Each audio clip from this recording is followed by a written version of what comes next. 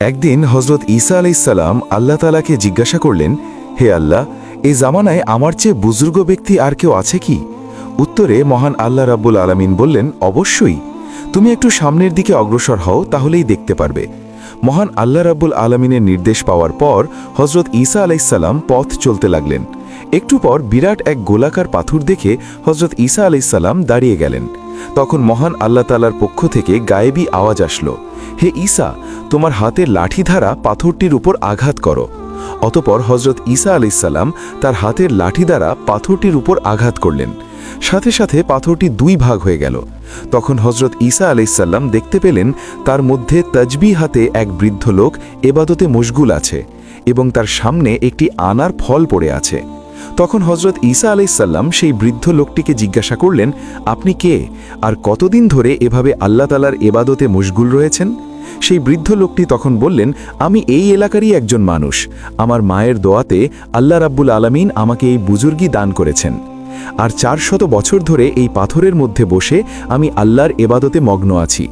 আমার আহারের জন্য আল্লাহ তাআলা প্রতিদিনই জান্নাত থেকে একটি করে ফল পাঠিয়ে দেন। সুবহানাল্লাহ। বৃদ্ধ লোকটির কথা শুনে হজরত ঈসা আলাইসাল্লাম কাঁদতে কাঁদতে বললেন, হে আল্লাহ, আমি তোমার কাছে অপরাধী। আমি বুঝতে পেরেছি যে এই ব্যক্তি আমার চেয়েও সম্মানীয় বুজুর্গ ব্যক্তি। তখন আল্লাহ তাআলা বললেন, হে ঈসা, জেনে রাখো, শেষ জামানার নবীর উম্মতের মধ্যে যে ব্যক্তি শাবান মাসের 15 তারিখে রাত জেগে এবাদত করবে এবং দিনে রোজা রাখবে, তাহলে সে আমার নিকট এ বৃদ্ধের চেয়েও বেশি বুজুর্গ ও প্রিয় বান্দা হতে পারবে। তখন হজরত ঈসা আলাইসাল্লাম কেঁদে কেঁদে বললেন, হে আল্লাহ, আপনি যদি আমাকে নবী না বানিয়ে আখেরি জামানার নবী হজরত মুহাম্মদ সাল্লাল্লাহু আলাইহি ওয়াসাল্লামের উম্মত বানাতেন, তাহলে কতই না সৌভাগ্য হতো আমার। তখন এক রাতে এত সওয়াব হাসিল করতে পারতাম। সুবহানাল্লাহ। প্রিয় দর্শক, আসলে আমরা যারা আখেরি জামানার নবী হজরত মুহাম্মদ সাল্লাল্লাহু আলাইহি ওয়াসাল্লামের উম্মত হওয়ার সৌভাগ্য অর্জন করতে পেরেছি, তারা সবাই কমেন্টে লিখি আলহামদুলিল্লাহ। তেমনিভাবে আরেকবারের ঘটনা।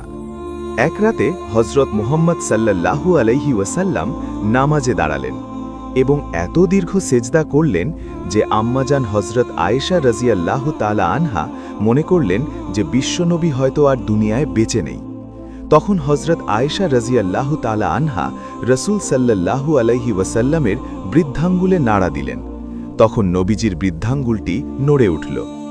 তখন আম্মাজান হজরত আয়েশা রাজিয়াল্লাহু তাআলা আনহা নিশ্চিত হলেন এবং শান্তি অনুভব করলেন। অতঃপর হজরত মুহাম্মদ সাল্লাল্লাহু আলাইহি ওয়াসাল্লাম যখন সেজদা থেকে উঠলেন এবং রসুল সাল্লাল্লাহু আলাইহি ওয়াসাল্লামের যখন নামাজ শেষ হল, তখন বিশ্বনবী সাল্লাল্লাহু আলাইহি ওয়াসাল্লাম হজরত আয়েশা রাজিয়াল্লাহু তাআলা আনহাকে লক্ষ্য করে বললেন, হে আয়েশা, তুমি কি আশঙ্কা করেছ যে আল্লাহর রসুল তোমার হক নষ্ট করবেন? উত্তরে হজরত আয়েশা রাজিয়াল্লাহু তাআলা আনহা বললেন, না ইয়া রাসূলাল্লাহ, আপনার এত দীর্ঘ সেজদা দেখে আমার এই আশঙ্কা হয়েছিল যে আপনি মৃত্যুবরণ করেছেন কিনা। তখন বিশ্বনবী হজরত মুহাম্মদ সাল্লাল্লাহু আলাইহি ওয়াসাল্লাম হজরত আয়েশা রাজিয়াল্লাহু তাআলা আনহাকে জিজ্ঞাসা করলেন, হে আয়েশা, তুমি কি জানো এটা কোন রাত? উত্তরে হজরত আয়েশা রাজিয়াল্লাহু তাআলা আনহা বললেন, আল্লাহ ও তার রাসূলই ভালো জানেন। অতঃপর হজরত মুহাম্মদ সাল্লাল্লাহু আলাইহি ওয়াসাল্লাম ইরশাদ করলেন, হে আয়েশা, এটা হলো অর্ধ শাবানের রাত, শাবান মাসের 14 তারিখের দিবাগত রাত।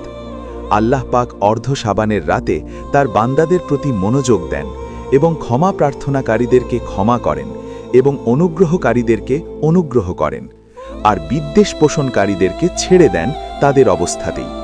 প্রিয় দর্শক, এই হাদিস থেকে আমরা এটাই শিক্ষা পাই যে শবে বরাতে কুরআন তেলাওয়াত করা, নবীজি সাল্লাল্লাহু আলাইহি ওয়াসাল্লামের উপর দুরূদ পড়া, ইস্তেগফার করা বা ক্ষমা প্রার্থনা করা, একনিষ্ঠ মনে আল্লাহ তাআলার কাছে দোয়া করা, রাতে কিছু সময় ঘুমানো এবং এমন যেন না হয় যে সারা রাত দীর্ঘ ইবাদতের ফলে ক্লান্তিতে ফজরের নামাজের জামাত ছুটে যেন না যায়।